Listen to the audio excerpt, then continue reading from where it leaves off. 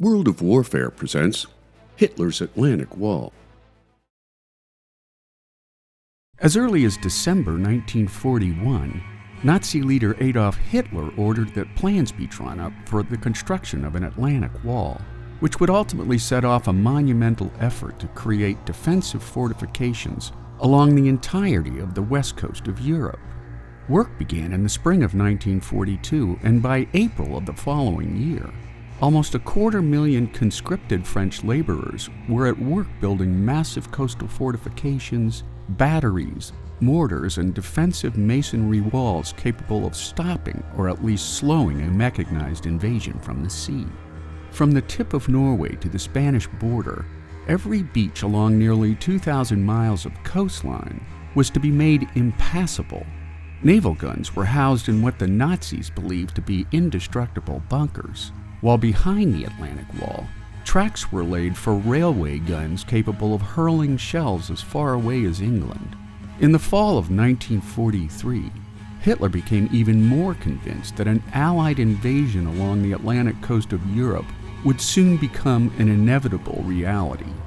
Known as the Desert Fox, Hitler ordered Rommel to undertake an inspection of the Atlantic Wall defenses and to prepare for what Hitler believed would be a decisive engagement between Allied and German forces. Believing also that the invasion would be launched across the Straits of Dover against the Pas-de-Calais region, Hitler ordered this sector to be given priority over other sectors of the Atlantic Wall construction project. But by mid-1944, while fortifications in and around the Pas-de-Calais region were deemed completed, other sectors were far from ready for an impending Allied invasion, particularly in and around Normandy, France. As a result of this defensive frailty, on June 6, 1944, the Allied invasion of Normandy took place at 5 beachheads known as Omaha, Juno, Utah, Gold, and Sword.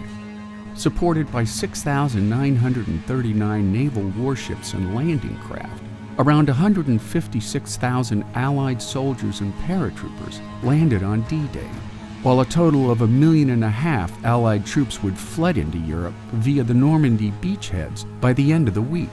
10,500 Allied troops would be killed, wounded, missing, or made prisoner of war by the end of the first day, while the Germans would suffer a nearly equal number of casualties. 10 months later, Allied troops would storm the Nazi capital of Berlin, ending 6 years of bloodshed that cost the lives of 75 million people.